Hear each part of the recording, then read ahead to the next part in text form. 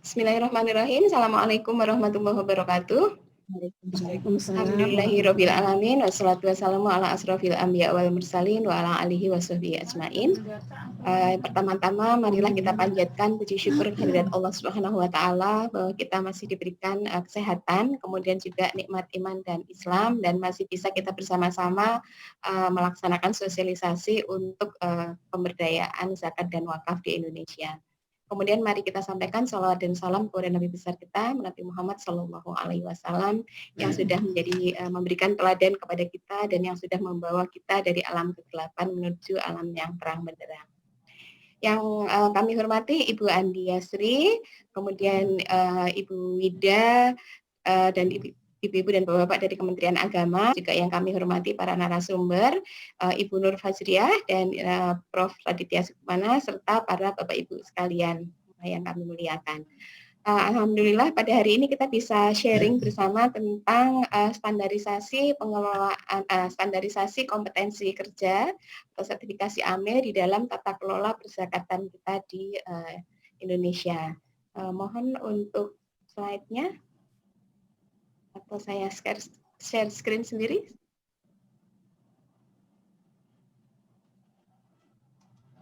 Baik, jadi kami memang standar kompetensi kerja AMIL dalam tata kelola zakat nasional ini sudah disosialisasikan oleh Basnas sejak tahun 2017.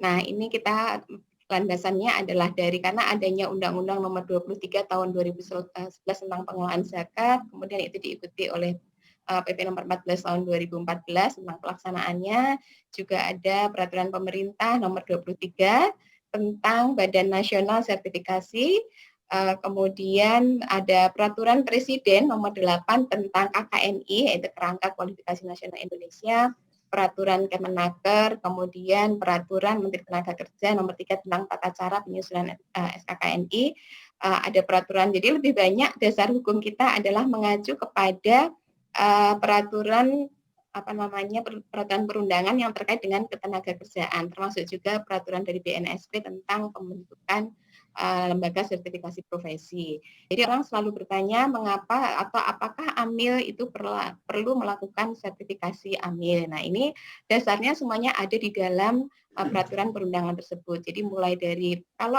di dalam Undang-Undang Nomor 23 itu memang diatur bagaimana tata kelola zakat di Indonesia, di mana salah satu faktor terpenting itu adalah tentang SDM atau tentang manajemen.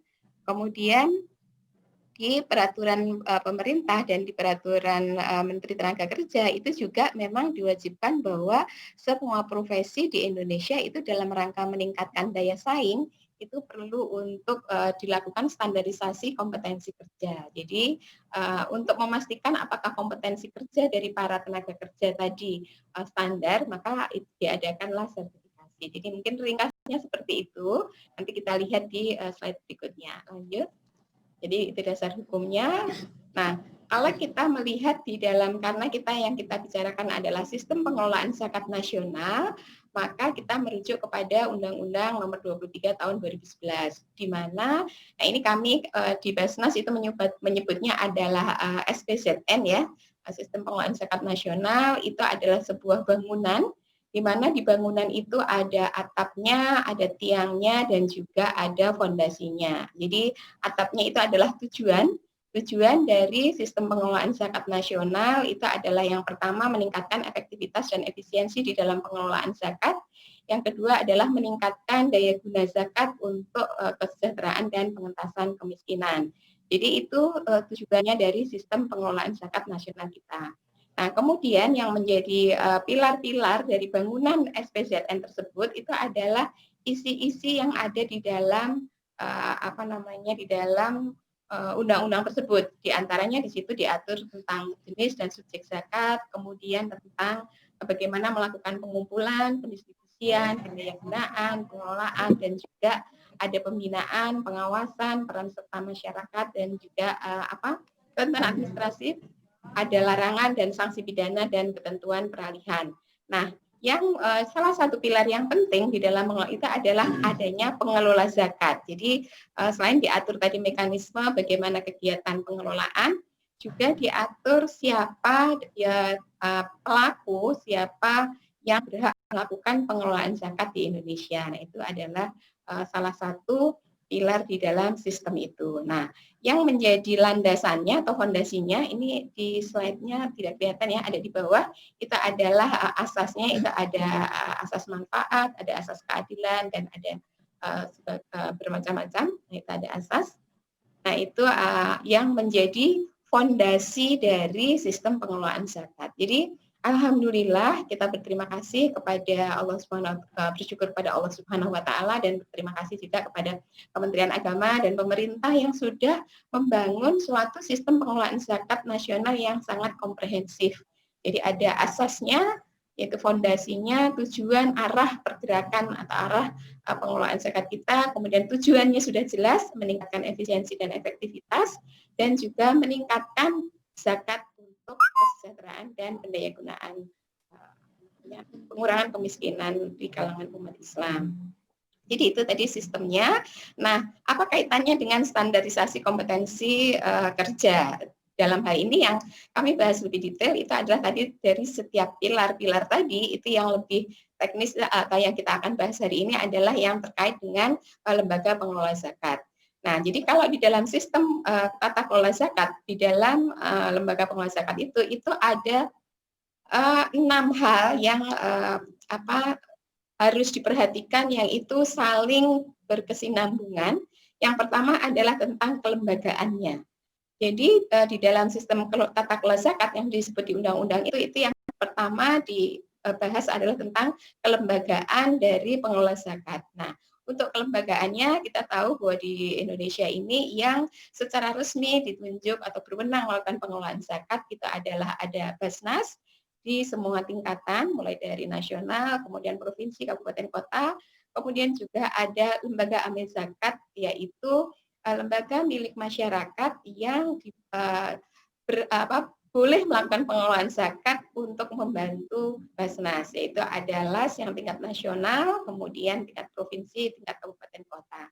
Nah, itu kelembagaannya. Jadi itu yang diatur di dalam sistem pengelolaan zakat. Kemudian yang kedua itu adalah di pengumpulan. Nah, pengumpulan diatur di perundangan tadi, tetapi di dalam lembaga pengelola zakat sendiri itu diatur lebih detail tentang bagaimana teknis melakukan pengumpulannya.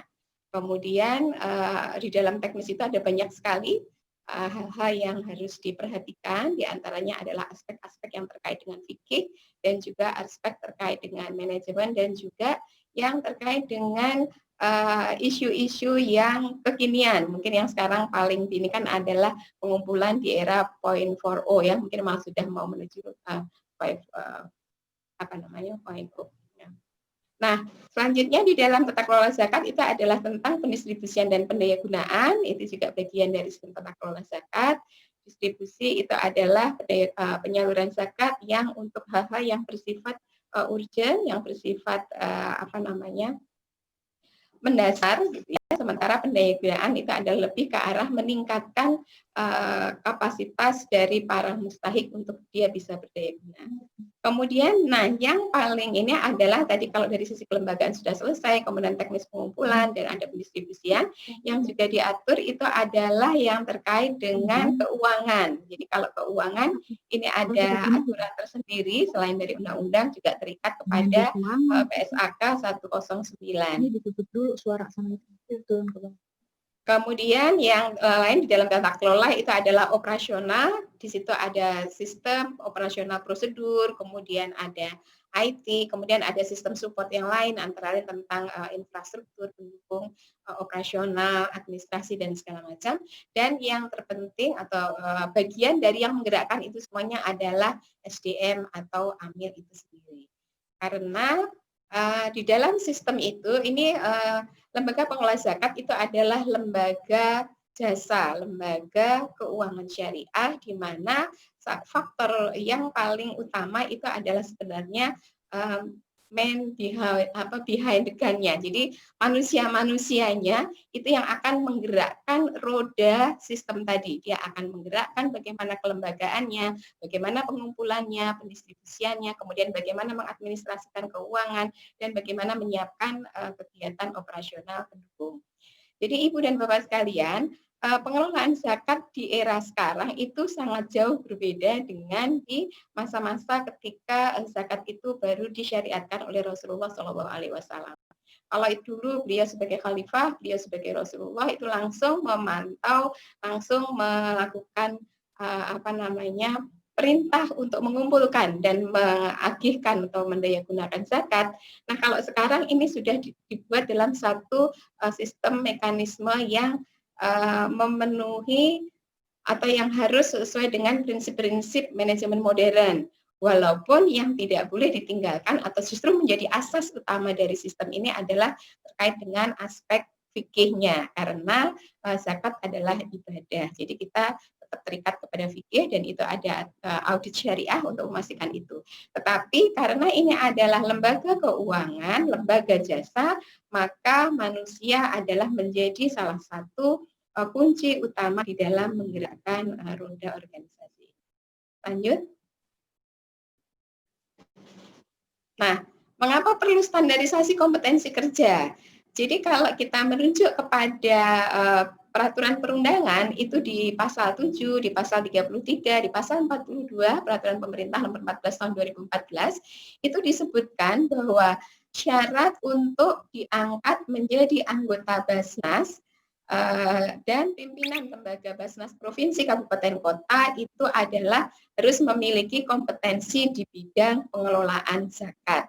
Jadi kalau dari sisi Basnas itu sudah jelas sekali mengapa perlu standarisasi kompetensi kerja, karena untuk semua pimpinan di semua tingkatan itu harus memiliki kompetensi.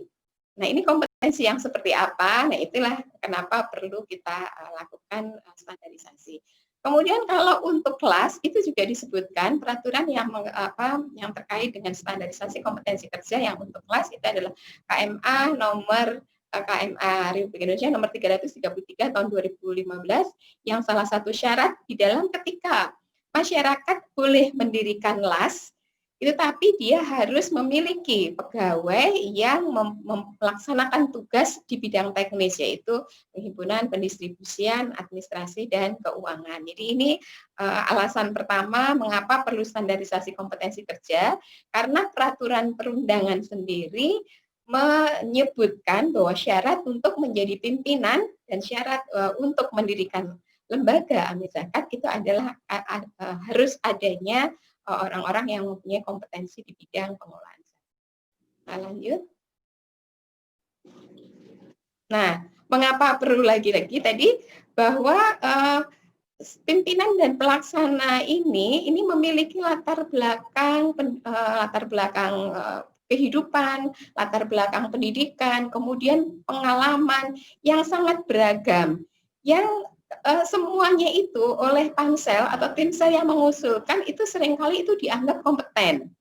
Karena ketika kami di pusat itu di Basnas pusat ini adalah salah satu tugasnya adalah memberikan rekomendasi atas usulan panitia seleksi di Basnas provinsi kabupaten kota untuk kepada pimpinan daerah bahwa ini loh calon pimpinan yang kompeten seperti itu. Jadi karena Basnas pusat diminta untuk memberikan rekomendasi terkait dengan kompetensi, maka kami harus mempunyai standar yang disebut kompetensi itu seperti apa. Karena yang diusulkan itu sangat beragam.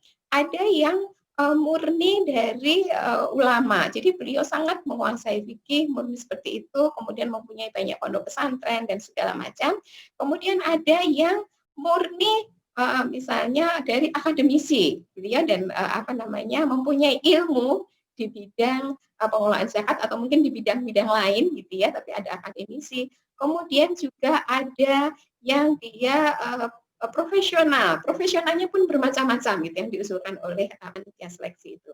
Kemudian juga ada yang wira swasta yang mungkin dianggap mempunyai jiwa entrepreneur sehingga nanti ke depan bisa melakukan kegiatan pengelolaan zakat dengan semangat kewirausahaan, dengan semangat kemandirian yang tinggi. Nah, karena dari pansel itu atau dari pejabat yang mengusulkan itu, semua yang diusulkan itu adalah mereka yang dianggap sudah kompeten, maka Basnas ketika akan merekomendasikan itu harus mempunyai tolok ukur. Ukuran kompeten itu seperti apa? Nah, itu sehingga Basnas menginisiasi adanya standarisasi kompetensi kerja.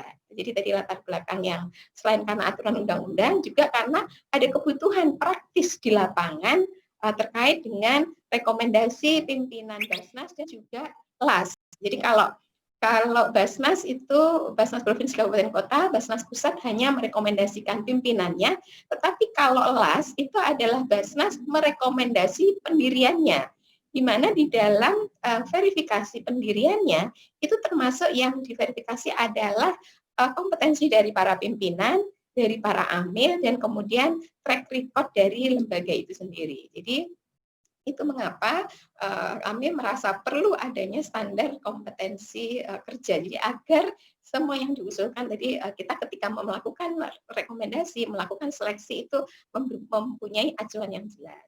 Nah, tadi yang dari hasil kami verifikasi selama ini itu banyak sekali perbedaan tentang kelembagaan OPZ gitu ya.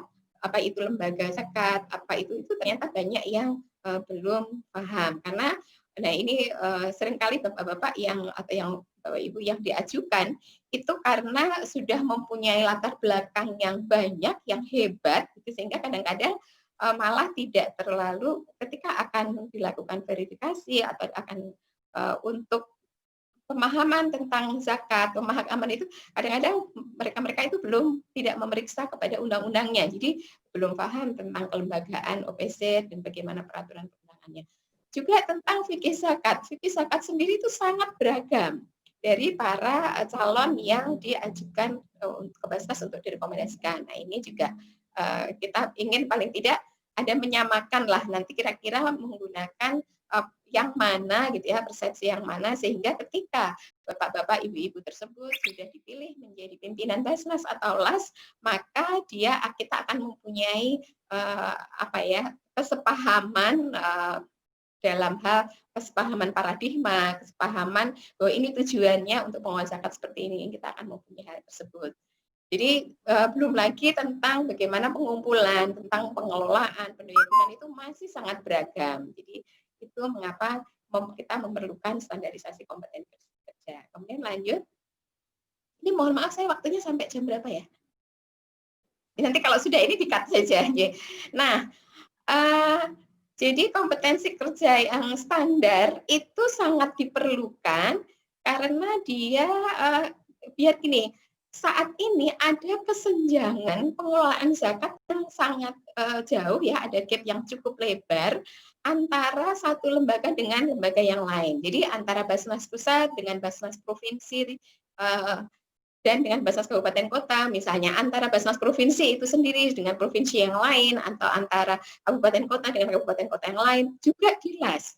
Ada LAS yang sudah mempunyai standar yang tinggi gitu ya, LAS nasional, LAS provinsi, LAS kabupaten pun ada yang mempunyai standar yang tinggi, tapi juga banyak yang belum mempunyai standar yang sama. Nah, sehingga itu yang mengapa kita perlu standarisasi kompetensi kerja tadi di level pimpinan dan pelaksana, agar sistem pengelolaan zakat di seluruh Indonesia ini kita mempunyai sistem yang paling tidak setara gitu ya, paling tidak inilah berdekatan yang tidak terlalu jauh gapnya, sehingga itu menumbuhkan kepercayaan kepada dari masyarakat kepada lembaga tersebut, dan jadi nanti kami berharap bahwa suatu saat masyarakat itu dia akan menunaikan zakat dimanapun, itu mereka akan mendapat pelayanan yang standar, butuh dari pelayanan yang standar, kemudian informasi yang standar gitu, dan bagaimana cara mengelola zakat di seluruh Indonesia ini tidak terlalu jauh berbeda, sehingga kinerja dari masing-masing lembaga ini juga tidak jauh berbeda. Jadi itu yang kita harapkan. Kalau semuanya sudah sama-sama paham, paradigmanya sama, kemudian pola pengelolaannya sama, maka ya mungkin tidak sama persis ya, karena tetap harus disesuaikan dengan kondisi daerah dan wilayah, tetapi paling tidak ketika tadi kita jangan sampai di satu Basnas, misalnya kita sedang mensosialisasikan zakat profesi di Basnas atau di las lain, itu yang justru menganggap bahwa zakat profesi tidak ada atau tidak penting. Nah, kita jangan sampai yang seperti itu. Itu mengapa kita perlu tadi ada standarisasi kompetensi. Lanjut.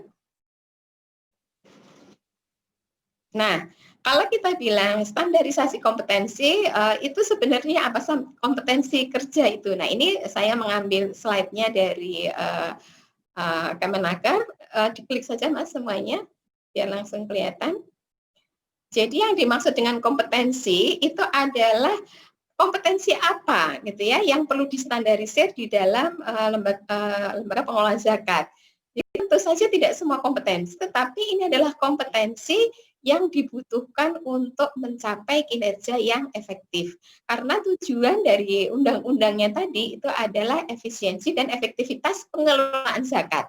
Jadi zakat itu sudah lama dikelola di Indonesia, bahkan sejak Islam masuk ke Indonesia, tetapi sampai sekarang kan kita masih melihat ada sangat jauh kesenjangannya antara zakat yang terkumpul dengan kemiskinan yang ada. Nah, itu karena berarti menunjukkan bahwa kinerja kita memang belum mencapai taraf optimal atau bisa disebut kurang efektif. Nah, karena itu kita membutuhkan kompetensi yang dapat mencapai kinerja yang efektif. Nah, yang disebut kompetensi itu tentu saja adalah gabungan antara sikap, jadi atau attitude, kemudian ada knowledge, ada pengetahuan, dan juga ada skill. Dan bagaimana ketiga hal tersebut antara sikap, pengetahuan, dan keterampilan itu bisa diterapkan secara efektif di organisasinya. Nah, makanya itu juga diperlukan pengetahuan dan keterampilan tentang standar-standar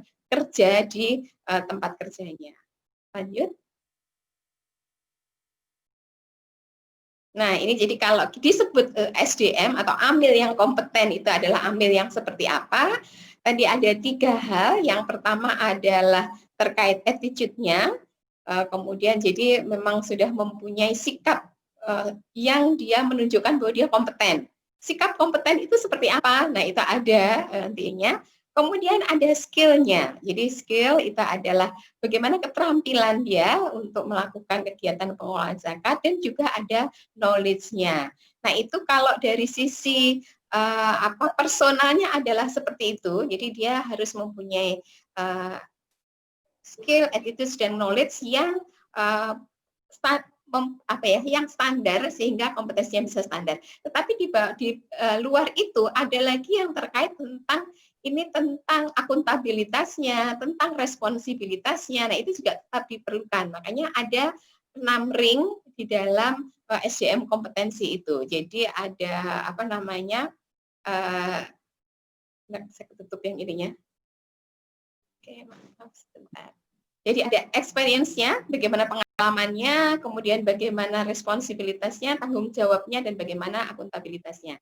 Nah, kadang-kadang orang juga ada memberikan masukan bahwa apakah kalau SDM-nya kompeten, itu sudah pasti dijamin bahwa kinerjanya dia akan unggul. Nah, jadi bisa saja SDM-nya kompeten, itu karena dia memenuhi 3 hal tadi ya, ada skill, attitude, dan knowledge-nya itu adalah dia kompeten. Tetapi kalau dia tidak mempunyai 3 hal yang di bawah, yaitu tadi terkait dengan responsibilitasnya, terkait dengan akuntabilitasnya, nah itu dia tidak memiliki hal tersebut, dan bisa jadi memang jadi tidak bisa memaksimalkan, tidak bisa memberikan kinerja yang optimal gitu. Walaupun mungkin kalau experience itu bisa berbeda. Jadi tadi di A ini ada experience, kadang-kadang memang experience di lembaga lain itu tidak selalu bisa langsung dimasukkan atau di plug and play-nya di dalam lembaga pengelola zakat. Walaupun ada pengalaman, tapi itu pengalaman itu tetap harus disesuaikan dengan kondisi lembaga pengelola zakat tersebut. Jadi ini ada 6 hal, 6 rings competence kalau di dalam istilahnya di Kementerian Tenaga Kerja atau di BNSP. Jadi ada 6 hal ini yang diperlukan untuk bagaimana membuat SDM itu kompeten dan bisa Bu Emi. ya. Ya, saya kira cukup Bu Emi.